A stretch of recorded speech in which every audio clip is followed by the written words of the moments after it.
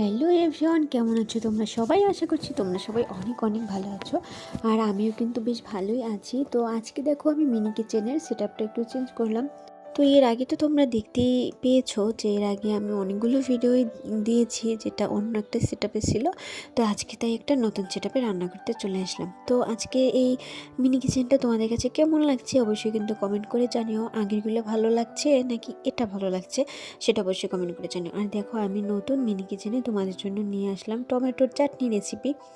তো টমেটোর চাটনি তো আমার কাছে ভীষণ ভালো লাগে। শীতের শেষের দিকে এত টমেটো বাজারে পাওয়া যায় না, পাকা টমেটো, যে এটা থেকে চাটনি না বানালে কি হয় বলো। তো দেখো আমি লবণ হলুদ মরিচ সব কিছু দিয়ে দিচ্ছি। তবে এই চাটনিতে না তুমি যদি শুকনো লঙ্কাটা ভেজে গুঁড়ো করে তারপরে দাও না, ভীষণ ভালো একটা সেন্ট হয় আর খেতেও ভীষণ ভালো লাগে। তো আমি যেহেতু এখন একটু তাড়াহুড়োর মধ্যে করছি, তাই সেটা করলাম না, আমি একটু গুঁড়ো মরিচই দিয়ে দিলাম। তো দেখো এই যে এখন কিন্তু টমেটোটা মোটামুটি ভালো সিদ্ধ সিদ্ধ হয়ে গেছে। এখন আমি একটু চিনি দিয়ে নিব। এই প্রথমবার আমি ভিডিওতে ভয়েস দিচ্ছি, এর আগে আমি ভয়েস দিতাম না, শুধুমাত্র মিউজিক ব্যবহার করতাম। তো আমি প্রথমবারের মতো ভয়েস দিচ্ছি, ভুল ত্রুটি হলে অবশ্যই কিন্তু ক্ষমা সুন্দর দৃষ্টিতে দেখবে।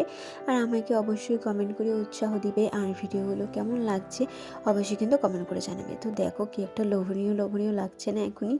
তো আর একটু যখন টমেটোগুলো সিদ্ধ সিদ্ধ হয়ে যাবে আরও ভালো লাগবে। দেখো বলতে না বলতে আমার টমেটোর চাটনি কিন্তু একদম রেডি হয়ে গেছে।